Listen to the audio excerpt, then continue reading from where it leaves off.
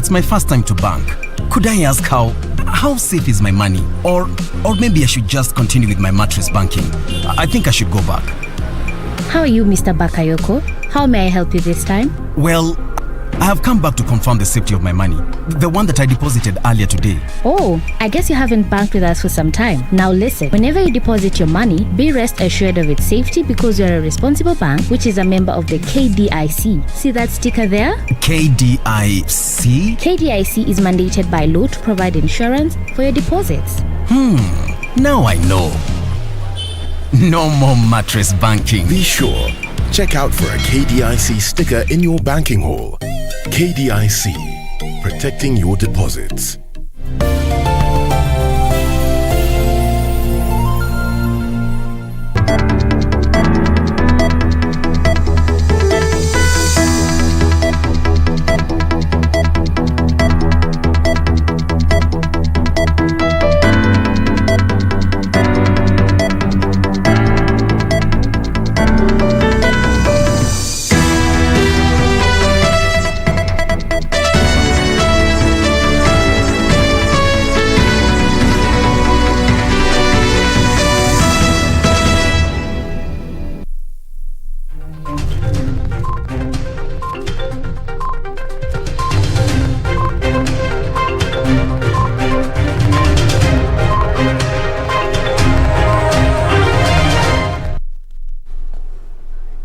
Hello from wherever you're watching us in Kenya and around the world. Thank you so much for joining us. My name is Mboya. My name is Museo. Today is the 6th day of July 2021. Welcome to a very comprehensive coverage of all the day's events happening here in Kenya and around the world. And part of our news items tonight is business news.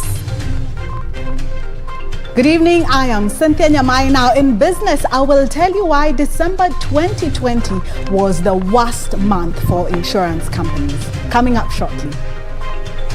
And we'll also be giving you a sporty update, and Richard Munga is on the other side of the studio. Well, evening guys. In the world of sports day, Tusker FC and defending champions Gor Mahia prepare for the upcoming CAF Champions League as well as the CAF Confederations Cup. I'm Richard Munga. I'll be giving you all the details as well as other sports later on. See you then. Thank you, Munga. Tonight, Health Cabinet Secretary Honorable Mutahi Kagwe will be speaking on the status of the pandemic 1.5 years on. It's already 1.5 years. 1.5 years on, and next year, March, we are already 2 years into the pandemic. Into the pandemic, oh my goodness. Absolutely. So what next? I'm sure you're going to talk about that as well. Absolutely. Wow, okay. Well, first things first, tonight's headlines. Supreme Court holds maiden sitting, clarifies landmark decision to abolish death sentence. Was an isolated case. President Uhuru Kenyatta to tour Ukambani, but on a scaled down itinerary owing to COVID-19 guidelines barring mass gatherings. And in our Health People segment, Health Cabinet Secretary Mutahi Kagwe takes us through the COVID-19 pandemic journey. And what next?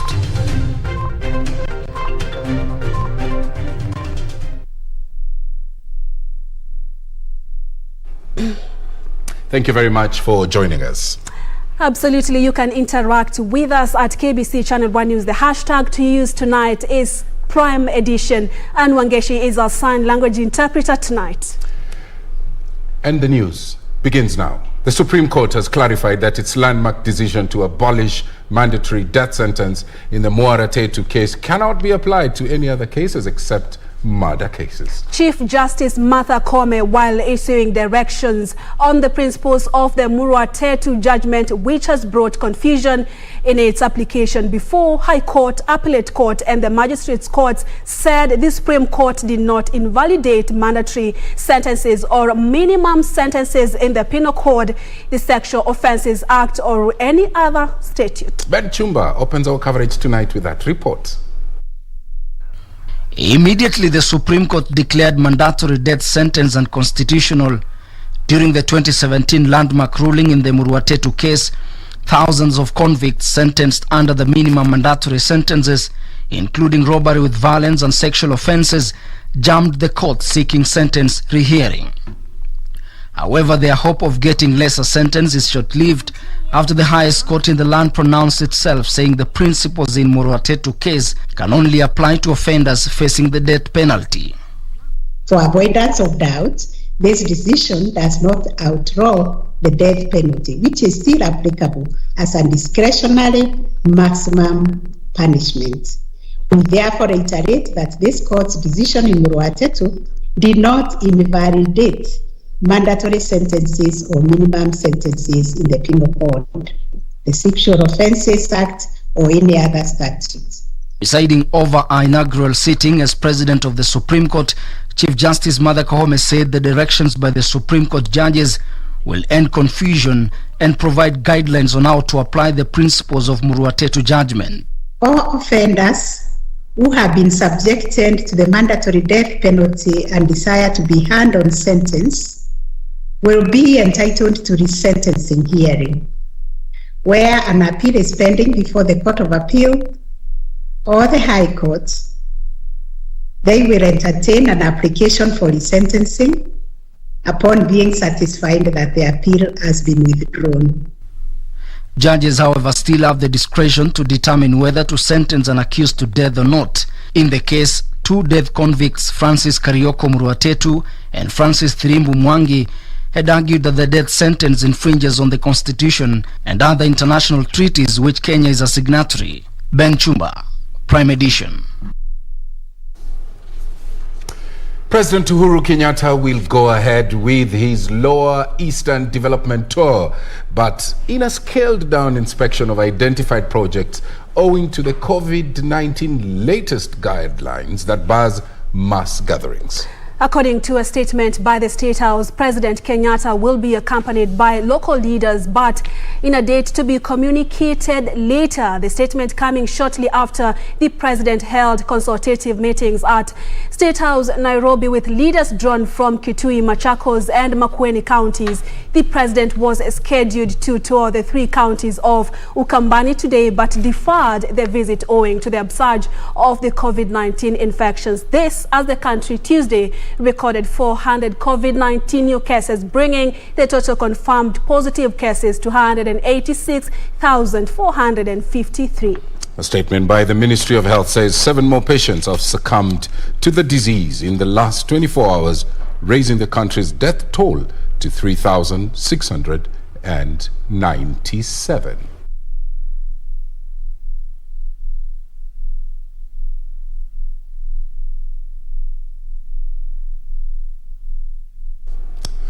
Let's now move on to politics. Kakamega Governor Wycliffe Oparanya now says that Jubilee Party and Orange Democratic Movement merger plan is at an advanced stage. Oparanya, who is also the ODM deputy party leader, called on the One Kenya Alliance leaders to join the new political vehicle for its relevance after the 2022 general election. The ODM deputy party leader Wycliffe Oparanya dismissed One Kenya Alliance as of no political consequences, adding that the next general election will be a two-horse race pitting Jubilee and ODM Alliance against UDA. He added that OKA Alliance has been colorless since its formation and will not make any political impact in the country. In any election all over the world, farasi ni ngapi? Nobody should cheat him farasi ni tatu. It has never happened. So if there are those three formations, moja itakuwa punda. This as a section of Kamba leaders welcome the president's decision to postpone the Ukambani tour. Na niko na hakika kwamba mkutano utaendelea siku ambayo tutapewa kule Ukambani. Safari itakuwa na wananchi wote watahudumiwa. Msukosuko inatoka wapi? Msitungokanisha na wananchi. Na yule anafikiria kuna msukosuko aseme kunatoka wapi, kwa sababu sisi tunajua kama viongozi hakuna msukosuko. Meanwhile, Kiambu Governor James Nyoro has alluded confidence Jubilee will win in KIAMBAA by election. Ile tunataka ni MP ambao atakuja haraka kwa mwaka moja, tuchukue hiyo pesa tutengeneze barabara. Tuko na 3.6 billion ya barabara. Tuko na bilioni zingine za maji. Kwa hivyo sisi tunatafuta mjumbe. Wao wanapopularize chama yao. And the National Council of Churches of Kenya has urged IEBC to present to Kenyans the post-election evaluation of the 2017 general election. This as calling Parliament to speedily process and enact the elections-related laws. Political Party Primaries Bill. 2. Referendum Bill. 3. Campaign Finance Amendment Bill. Number 4. Representation of Special Interest Group Bill. Then number 5. Gender Parity Bill. Suleimanieri, Prime Edition. Let's now move into the corridors of justice. The suspect behind the shooting of 2 police officers and a lady at QUIVER'S lounge along Thika Road in Nairobi will know his fate tomorrow. Dixon Janja Mararo, who surrendered to police Monday, appeared before Principal Magistrate Zainab Abdul, but was not charged as the prosecution sought to have him detained for 14 more days as investigations continue. Constable Festus Musyoka, Police Constable Lawrence Muturi from Kasarani Police Station, and Felistus Nziza were shot Friday last week after an altercation and are still receiving treatment in hospital. Authorities are seeking more time to record statements, retrieve CCTV footages, then prepare a cyber forensic report that includes identification parade for the victims to identify the suspects. I presented the the suspect to the officers at CID headquarters. If they want him any other day, even tomorrow, or any other day that they want, I'll take him. Bodaiga. Yes. So he goes back to Bodaiga.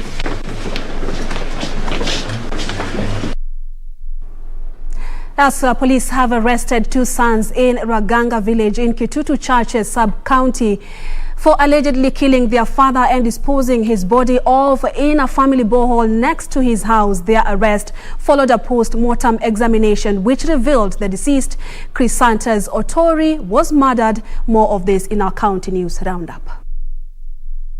According to Mary Mora, daughter to the deceased, she had left home in the morning accompanied by her siblings to pick tea leaves.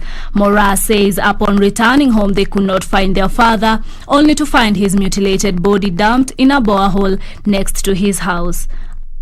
Tukaita mtu wa kisima kuingia ndani, tukakuta baba ako ndani.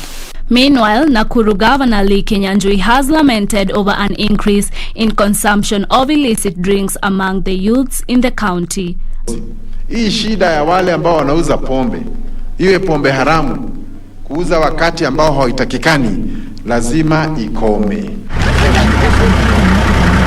In Laikipia County, residents from Salama Ward have decried rising cases of human-wildlife conflicts in the area.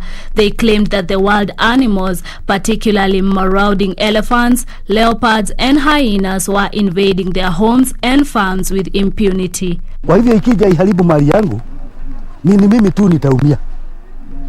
Watusaidie, wafugie hawa wanyama. Stakeholders around Lake Naivasha in the meanwhile have expressed their concerns over massive pollution of rivers in the catchment area from upcoming industries. With this equipment, we will be able to monitor and verify and be able to understand what kind of chemicals are these and what mitigation measures can we put in place to ensure that our rivers are not polluted. Finally, the Kenya Forest Service and Nairobi Arboretum Community Forest Association have collaborated with the Radisson Blu and Residence Arboretum to build an ablution block and a paved walking track which will improve the accessibility in the park. According to Chief Conservator of Forest Julius Kamau, the move was achieved through working closely with the community surrounding the Arboretum. This is a very kind of a very successful model where we believe as Kenya Forest Service we cannot guarantee conservation protection of our forest resources without working together with the communities around them. Janet Kamau, Prime Edition. Well, we're taking a short break, but remember on your health tonight, Cabinet Secretary? Absolutely. I had a sit down with him and he expressed confidence that the government was in control of the pandemic situation and telling Kenyans that not to be anxious because when they need the vaccine, they will get it. They will get it? Yes. Wow, that's good. That's good news. Absolutely. Okay, so that coming up after the short break, so don't go away.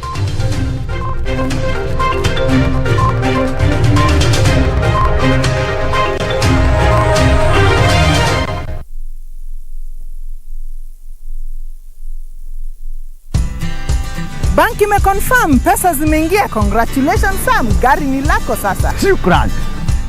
Oi boss, suniache insurance yako nitumie kabla nijipange. Insurance ya gari haiwezi kuwa transferred kwa mtu mwingine. Sina habari na nikuulize, hii comprehensive insurance inakava vitu gani? Comprehensive Motor Insurance inakava gari linapoharibika wakati wa ajali pamoja na uharibifu wa mali ya mtu mwingine, gari likiibiwa au likichomeka. Pia inakava passenger wa gari lako na passenger wa lile gari lingine kunapotokea ajali. Kwani umenisahau mimi kama driver? Dereva hakui covered na comprehensive insurance, ila anajitafutia personal accident cover. Umenichanua. Rose, hata nishughulikie hiyo insurance, nitakujia gari kesho. Okay, sawa. Yeah. Ujumbe huu umeletwa kwako na IRA. IRA, bima bora kwa taifa. Please deposit this money into my account real quick. May I know your account, please? Michael Bakayoko. My account is 01826. Thank you for banking with us. It's my first time to bank. Could I ask how safe is my money? Or maybe I should just continue with my mattress banking. I think I should go back. How are you, Mr. Bakayoko? How may I help you this time? Well, I have come back to confirm the safety of my money. The one that I deposited earlier today. Oh, I guess you haven't banked with us for some time. Now listen, whenever you deposit your money, be rest assured of its safety because you're a responsible bank, which is a member of the KDIC. See that sticker there? KDIC? KDIC is mandated by law to provide insurance for your deposits. Now I know. No more mattress banking. Be sure. Check out for a KDIC sticker in your banking hall. KDIC, protecting your deposits. To get Skizatune Hail Mary, dial *811 *963#. Hail Mary, full of grace, the Lord is with thee. Blessed art thou among women, and blessed is the fruit of thy womb, Jesus. Holy Mary, Mother of God, pray for us sinners, now and at the hour of our death. Amen. To get Hail Mary, dial *811 *963#. *811 *963#. What does this number mean to you?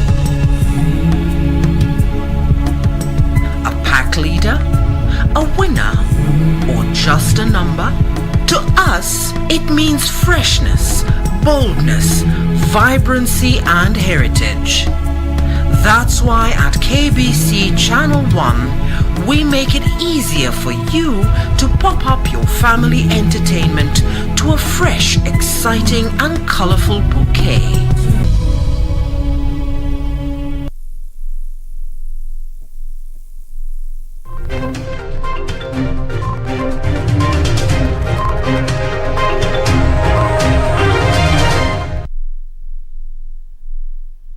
And thank you so much for joining us on Your Health. Joining us on this conversation is Health Cabinet Secretary Honorable Mutahi Kagwe, and we're just having a look at the status of the healthcare sector, but most importantly, the disruptions that had been occasioned by the COVID-19 pandemic, now on our second year into the pandemic. So what are some of the lessons that we have learned from this? A lot of questions coming in, especially on the vaccination exercise. The CS is here to answer all that, and thank you so much, sir, for honestly agreeing to be part of this conversation. I'm greatly honored. The pleasure is all mine. Yes, and you know, it's the first one that I'm having with you on this setup, especially after you got into this office sometimes in February 2020. So it's a great honor.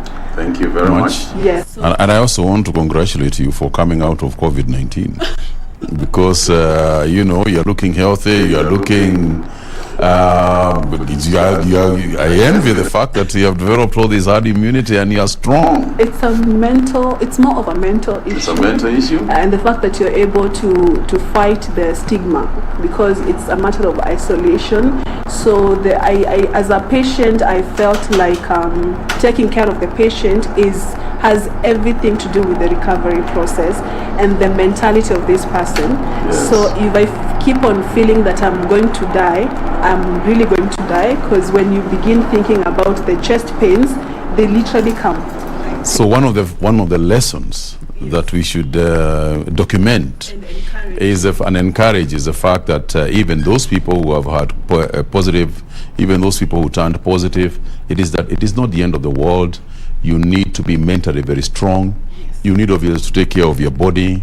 You need to take care of your diet, and just to take a lot of rest and essentially have a positive, a positive attitude. That's lesson number one. A positive attitude. Positivity, yes. Lesson number one. And rest. Thank you so much.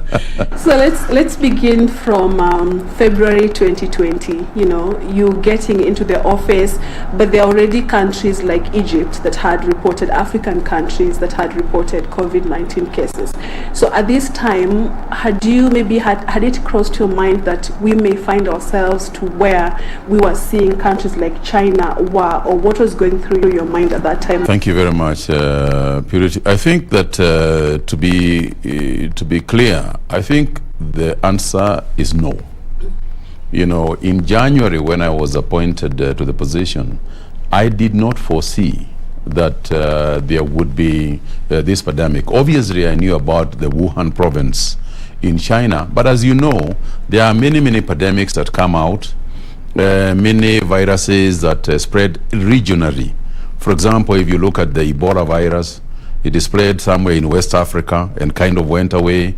If you look at SARS, there's a time, I think, in Asia, some countries in Asia. There has been all these things that spread in localized situations. So for me, at that time, I honestly thought that it was going to be a localized situation, and that eventually, the Wuhan virus will be suppressed, and we would be okay. And as the health boss, I would imagine, and I would want to know, when you received that call that the country has reported the first case of COVID-19, and we, like you said, we are not prepared for this. First, I am sure there is the dilemma of informing Kenyans, because there was already a lot of anxiety among the people. What was going through your mind? No, I didn't think like that. I didn't think now, this is a situation that we can't handle. I realized that as soon as the realization that this was going to be a pandemic and it was not going to end quickly, you sit with that and you compose yourself and you say to yourself, I am here and this is the challenge. It is not the first time that one has faced these kind of challenges, and therefore you say to yourself, whatever comes, I know I have a strong team, I'm a spiritual person, and we'll handle it one way or another. What we cannot do is we cannot give up, and we cannot let Kenyans down. That's really what I thought to myself. And like you mentioned, initially there was a lot of misinformation, especially regarding COVID-19. I remember at some point we were not putting on the mask. It was only for the healthcare workers. And then it got to a point that we all had to wear a mask. Maybe let's talk about now what advises some of the strategies that we put as a country. Sometimes we have curfews, we have the lockdown restrictions. Yeah. Maybe now do we have a more stable strategy, and what really advises us into these restrictions that we 1.5 years later we are still imposing? When we were starting this whole thing, there were two situations. One is that indeed there was no knowledge about this virus across the globe. Everybody was simply making it happen as it goes along. And for us, we decided that we were going to err on the side of caution rather than err on the side of barbarism. So the reason why we contained people, quarantined individuals, particularly those who had been exposed, is because we knew we would not be able to take care of them if they fell sick. And even the countries that thought that they would be able to take care of people if they fell sick en masse were totally overwhelmed, including places like the United States, Germany, Italy, people with the established and world famous health facilities. So for us, we had no choice but to ensure that the virus is not transmitted. And you rightly said that we are more smarter. Sometime in March, we had a peak of the infection, and even some governors would say we don't even have the hospital beds right now. We expect, as maybe you can confirm to us, like another peak is expected maybe sometime this month. What is our capacity as a country right now? I think two things. Yes. You know, I have said this from last year. Yeah. I have said that the counties, you know, must ensure that they have got sufficient capacity so that in the event of a problem, we don't send people to Nairobi. That's number one. Number two is that there's this tendency to think that if the private hospitals in Nairobi have been overwhelmed, then Nairobi has been overwhelmed. At the time that you are saying that we were at a peak, for example, I am aware that KU, you know, Kenyatta University Hospital, still had capacity because we are the ones who are monitoring it, and we also have the capacity to extend it. If the worst comes to the worst, we have got capacity to extend it.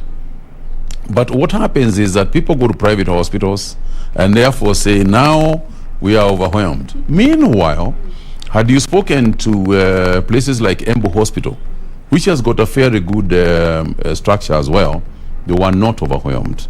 The coast was not overwhelmed. So at no time did we have the entire country being having so many patients that people would not be able to go to a hospital.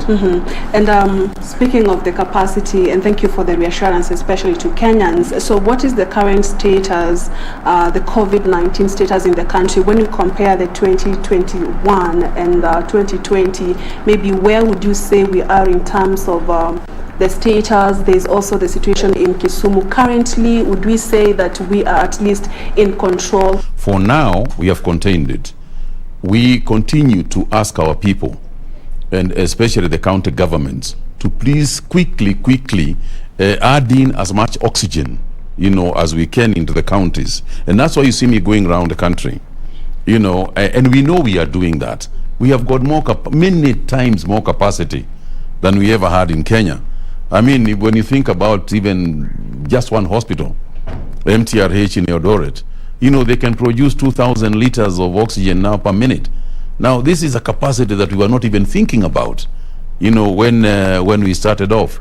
So the long and short of it is that we have built a lot of capacity, but that does not mean that you cannot get overwhelmed. Because if the numbers can increase to where they can overwhelm even the extra capacity that you have. And that's why we have to balance between the capacity we are building and the illnesses we are getting.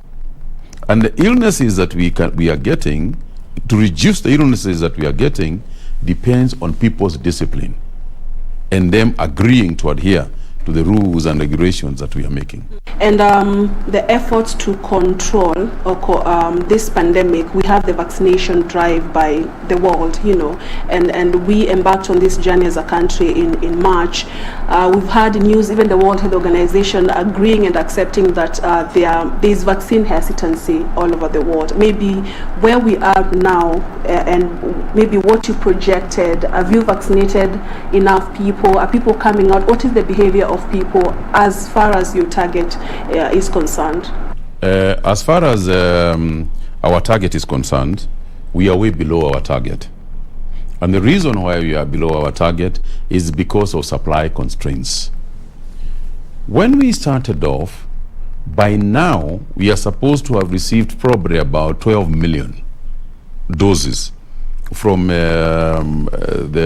India for AstraZeneca. And as you well know, we received 1 million. And that was the end of it.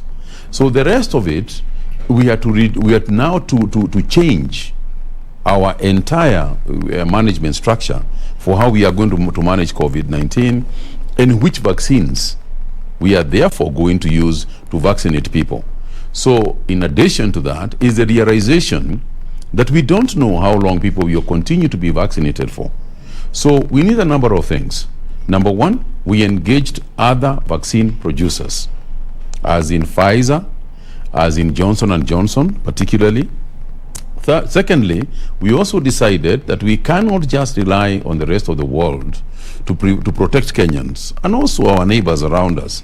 So that is why we decided, the cabinet made the decision that we are going to have to our own production line for vaccines, starting with what they call our form and fill plant, where you buy vaccines in drums and then you pack and fill, because that is the most challenging aspect of the production. And the beauty is that once you have that plant, then it won't just be for COVID-19. Even other vaccines like polio and so on, we are going to produce from the same. So these are some of what I call the silver lining, you know, from the pandemic. The President spoke and said that the government hopes to vaccinate about 20 million adults by June next year. Maybe what are some of the strategies? How will the Minister of Health, because I know this lies here, ensure that 20 million adults are vaccinated by next year, considering the challenges that you've posed on the shortage of vaccines around the world? I think what is slowly happening is that the supply constraints are easing a little bit, you know, because a lot of countries who produce those vaccines have also been vaccinating and have been very successful because they were waiting to give their own people before they supply anybody else. So that's why you are finding that there is more vaccines now available generally. But there is also the political fight that has been there against vaccine nationalism and vaccine apartheid. And I think that the idea is that I think the world has come to appreciate that even if you vaccinate one country in totality and you have not vaccinated the rest of the world, you are wasting your time. Because unless you live in a cocoon, you know, where your people will never move out and no visitors will ever come to you, you will still have these issues and these problems. Worse still is the fact that you might vaccinate your people, and because we have not vaccinated other people, they develop other variants that are not even going to be responsive to the vaccines that you have done. So this whole thing means that for once, we have to look at this virus and manage it from a global perspective, not from an individual national perspective.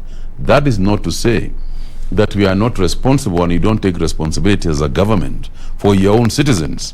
But I think it's good to look at it from the wider view.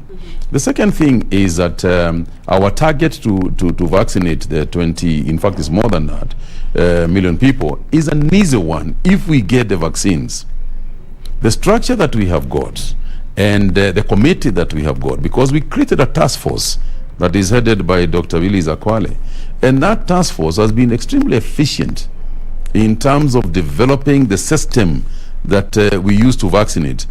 The EU COVID-19 vaccination passport, you know, it's actually, there was a report that the AstraZeneca, that is maybe the countries that benefited from the Covishield, then that is not acceptable. Maybe, is there something that governments are doing to address this? Because I understand most of the African nations are beneficiaries of the Covishield program. It is not just the African nations, even countries in Europe, you know, vaccinated using the AstraZeneca vaccine. Now, but from my understanding of it, is that it is really an approval issue, where the Aspen, not the Aspen, the Serum Institute in India should have applied for European approval within Europe.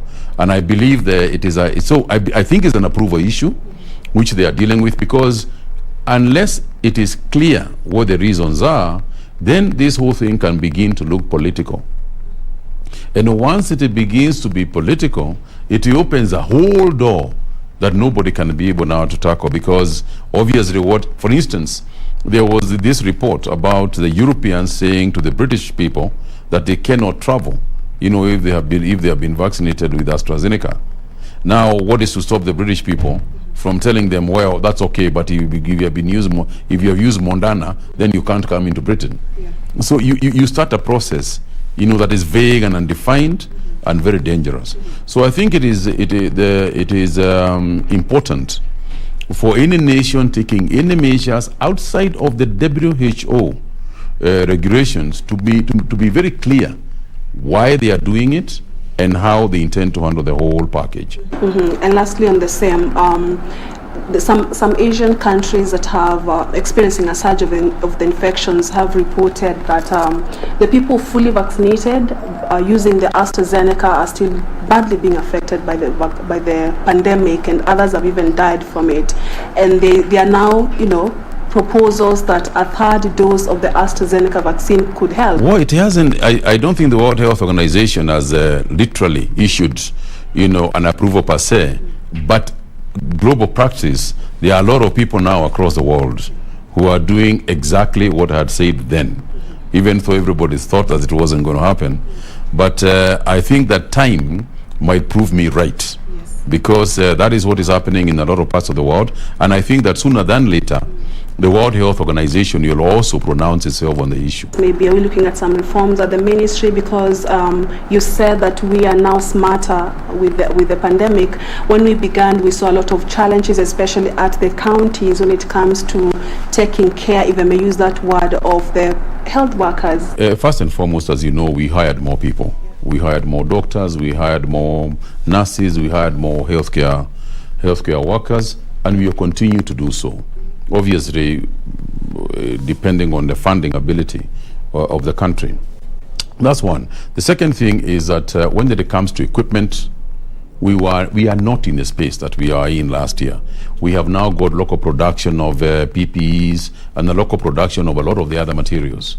We continue to urge that we depend more on local production than anything imported. We want to support our factories. We want to support our manufacturers, particularly in the pharmaceutical sector, because we learned, and I've said this many times, that it is possible for you to have the resources, but you don't get the products because of the situation across the world. Transport is a problem, hoarding is a problem. So what you want to make sure is that let's encourage our people, let's encourage our pharmaceutical organizations to manufacture within the country, so that we can be able eventually not just to use them for ourselves, but also to export, to the region and elsewhere. And we are already seeing that. We have now got Kenyan companies who are exporting to Australia, we're exporting to New Zealand, we're exporting to Egypt, and other countries around the world. So we are making good progress on that one. But the other thing is obviously training, continuous training. Continuous training is part of the reforms that we are making. And then finally, let's not forget that COVID is not the only disease in Kenya. Actually, I wanted to ask about that. Yeah, COVID is not the only disease. We have got cancer, that is still devastating us. So even as we dealt with COVID, we did not stop reforms to make also to fight the other diseases. We have made fantastic progress in the reforms on cancer, and I think that over the next 1 year or so, before the end of this year, Kenyans will be very happy because they will actually get treatment in Kenya that was not available to them at all.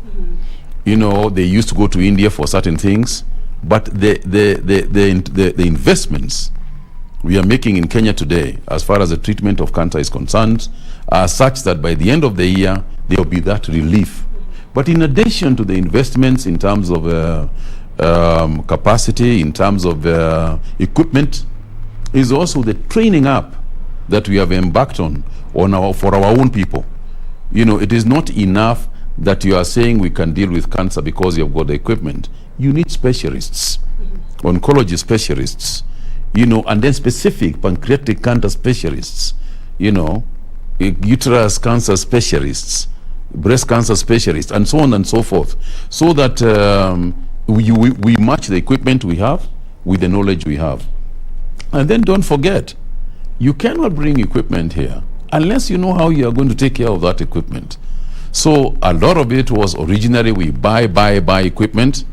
We have learnt a bit from the managed equipment services that sometimes we will buy, sometimes we will lease, depending on how we see the changes happening to the equipment, going forward.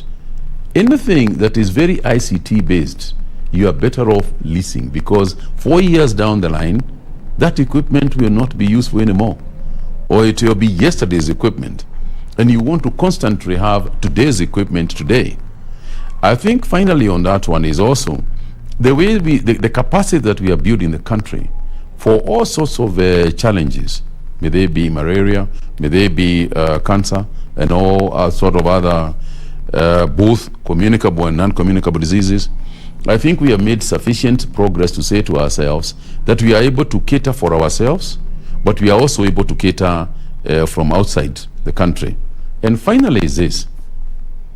This is the first time that we can honestly say that we have got public hospitals that are going to match private hospitals, that are going to be just as good as the private hospitals. It's the first time that this has happened, and the idea is to keep that going. If you go to some of those hospitals, even upcountry hospitals, you will find now private sector people sending people to public hospitals, because that is where the better equipment is, and that is where the case management, is probably slightly better, than in a private hospital. So for me, as Minister for Health, I'm very proud of that. I'm very proud of the fact that Kenya can get, to that position. And that creates a challenge. It makes the private sectors better, the private sector hospitals better, because they're saying, whoa, now we can see, the KUs and Kenyatta's improving to this extent. We need to up our game, which means that the public sector hospitals also grow. Then there is a competition between the counties. Every county wants to be known as a county with proper medical care, because it is also a political issue. A governor who doesn't have sufficient hospitals, or people are dying because they can't get oxygen, has got a political challenge. So everything is working in tandem, and hopefully for the better of our nation. And hopefully for the better. And actually, from what you're saying, it's like the pandemic is it fast-timed our journey to attaining universal health coverage by 2022? I think it has really fast-tracked it. Yes. The issues that we were going to face particularly in primary health care, have been fast-tracked in a sense. We still have challenges, because what happened is that we also took money that we were going to put in a level 2, level 3 hospitals at the county level. We also diverted that money a little bit towards covering COVID-19. But the experience that we have had, the training that we have had of the community health workers, even volunteers, community volunteers, have upped their game. So, and because going forward, we want to adopt the philosophy of family health, and we want to take health to the people rather than people come to health. My ambition is to see a lot more doctors go down and visit families, so that you take a walk or you drive and you see this family, there's a pregnant mother, and you want to know how she's doing. You go to the next place, and from the level 2 hospitals, that should be the base that people spring from in order to go to the communities, so that we don't just wait until a person is sick in order to treat them. Had you gone to them and taken check their blood sugar, their blood sugar levels and so on, check whether they have got malaria, it would have been a lot easier to treat them at that point, rather than wait until they are completely sick and then they're in a hospital. So the whole thing is a change, a paradigm shift. Is a paradigm shift. And I know it's very difficult right now. It's very difficult right now for both suppliers, who are the doctors, and the consumers, who are the patients, to just see what the impact of what I'm saying. But the impact of it will be to change the entire healthcare structure, that we have today. And I believe to emphasize a lot more on prevention rather than on cure. We have spoken about other measures that we think are critical. For example, the issues of hygiene. But we cannot talk about hygiene and primary health care without the involvement of the county governments. Cleanliness in a county depends entirely on the efficiency and effectiveness of a county government. Therefore, if you go to a market and the market is dirty, the market has no clean water, the market has no clean toilets, that's a potential cholera outbreak area.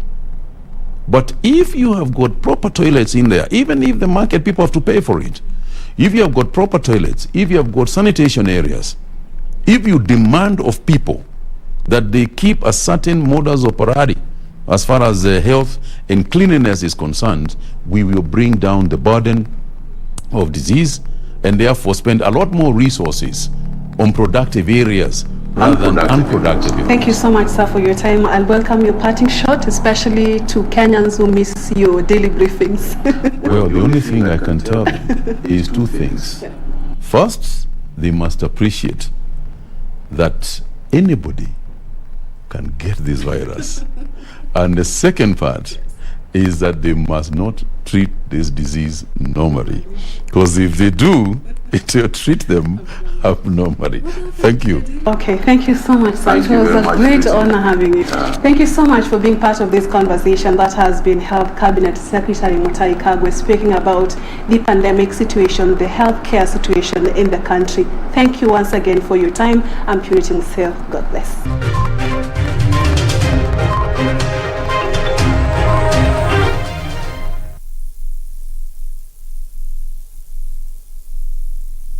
The future of money is simple, like unlocking possibilities with a smile. And having the world in the palm of your hand.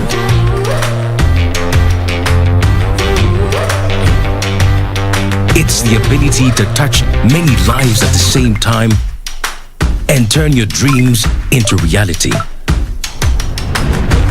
It's forgetting and still remembering. Simple is having everything that you love in one place. From the ticket to your next meal, to your ticket to the next holiday. It's an easy way to ask for a boost when you're low. And keeping track of everything on the go. The future of money is simple, and it's here. Download the new M-Pesa app today.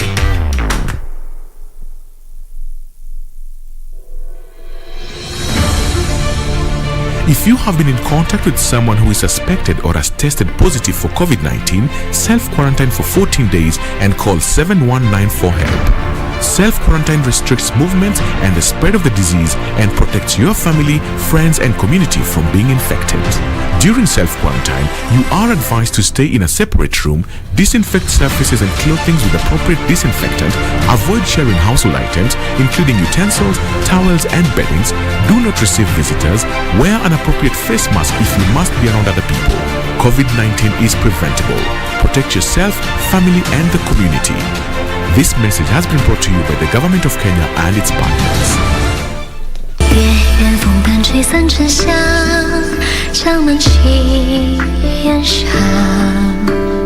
Majesty, I have been wronged. You have? Do you think I will believe you or believe my own brother? If you confess right now, I'll only punish you alone. But when I find evidence later, your family will be killed. It seems to me that he just said, Uncle. Uncle, you are right. That's our best opportunity to kill him. Quickly bow.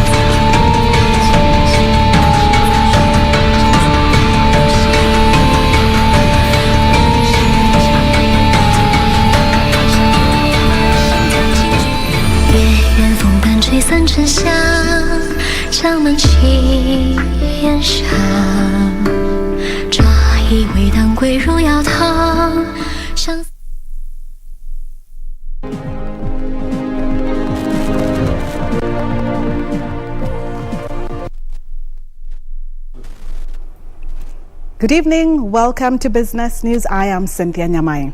Now, insurance companies underwriting life in card claims worth 599.8 million shillings in 2020, while medical insurance paid 269 million shillings in COVID-19 claims, underlining the impact that the pandemic has had on insurance companies.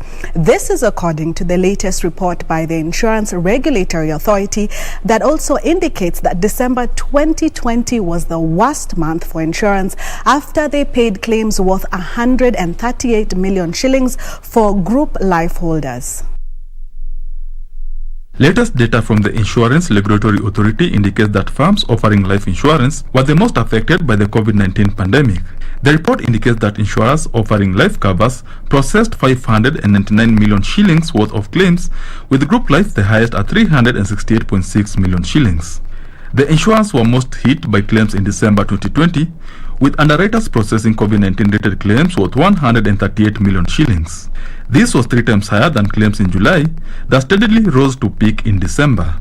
October saw the highest claims, with firms paying out 75 million shillings to policy holders, while July was the second highest at 66 million shillings.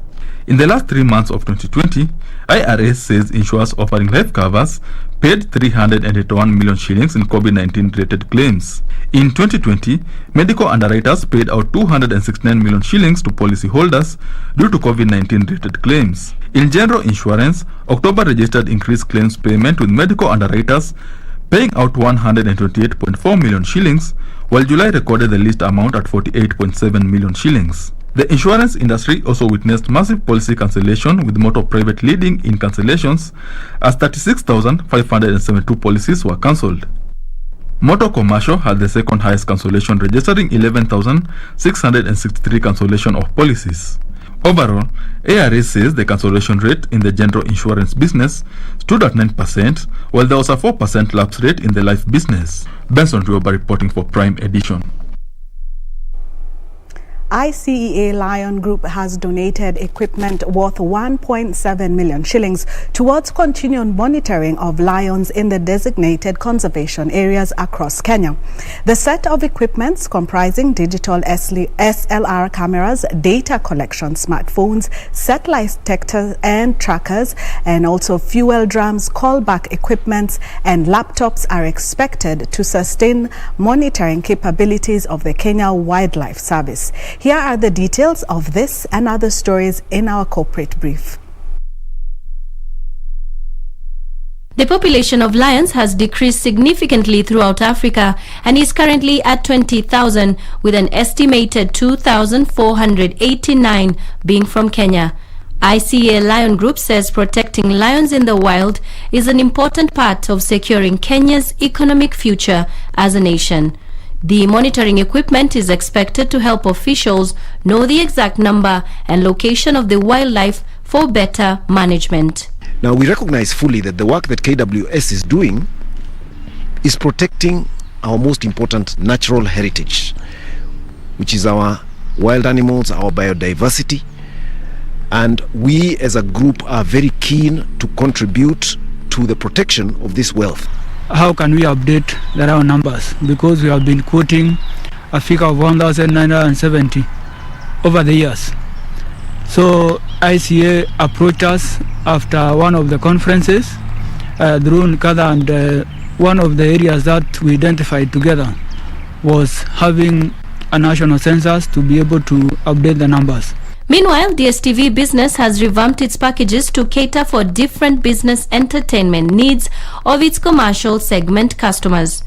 MultiChoice Kenya Managing Director Nancy Matimu says the newly revamped DSTV Business packages are designed to connect commercial customers within different industry sectors like hotels, pubs and clubs, offices, guest houses and serviced apartments to customer growth, better cash flows and profits.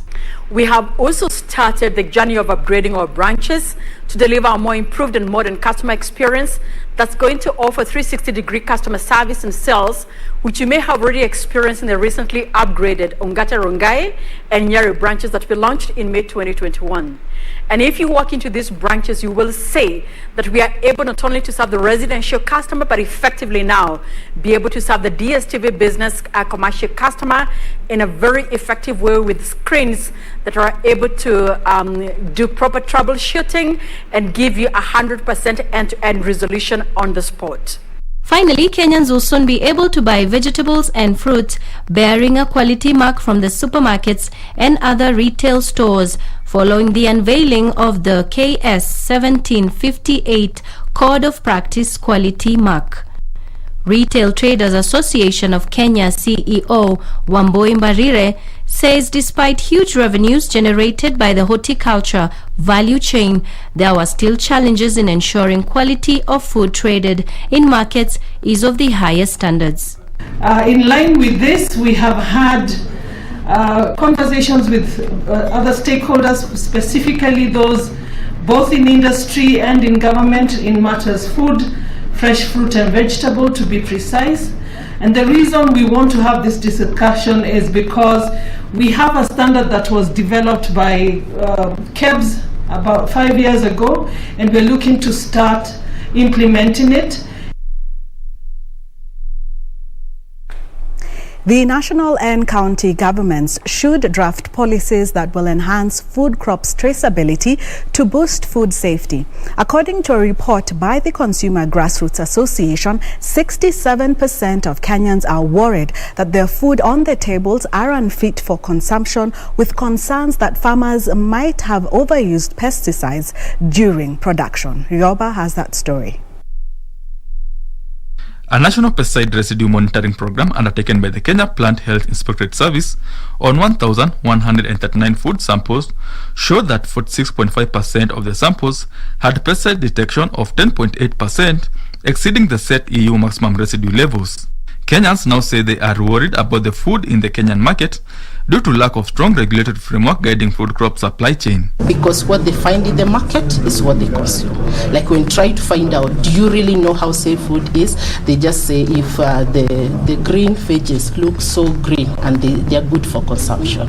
And that's how they ascertain, nothing much. The national and county government have been urged to increase spot checks on food in local markets and encourage small and large retailers to insist on traceability documentation from farmers to enhance food safety. And buy the pesticide and go use it the way they do. And even sometimes when somebody is even informed about it, they do not take that responsibility upon themselves to ensure that. So there's an issue on implementation of these regulations and also monitoring. Kenyans have been encouraged to buy foodstuff from trusted suppliers, wash and cook foodstuff properly before consuming. Benson Rioba reporting for Prime Edition. That's it from the business desk. We take a short break, and after that, sports. Have a good evening.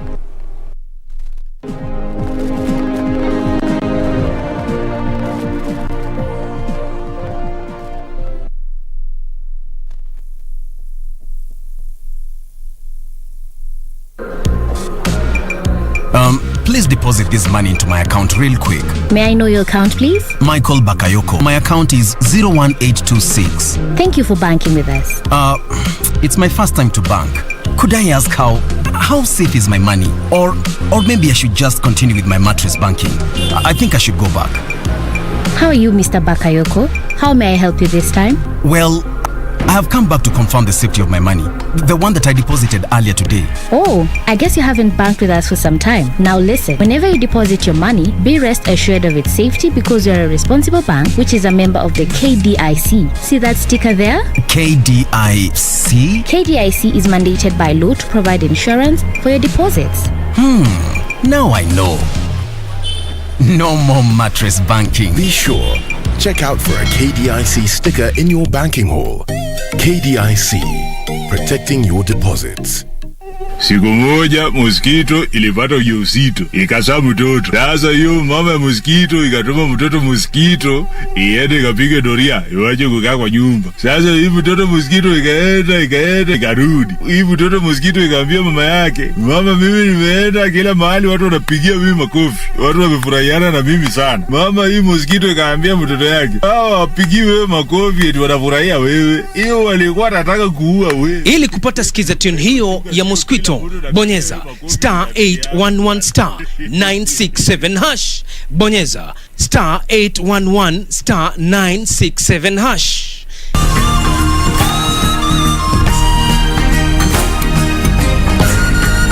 Shooter, are you ready? This week on Zurura, boys and their toys. Tunaenda out of town. Get to learn the benefits and beauty of running your own home garden. That is so cool and pretty. Demystifying fishing as an elitist sport and something anyone can do, including you. So, shake, move. Yeah. Woo! That's all coming right up on Zurura. Find your adventure, only on KBC.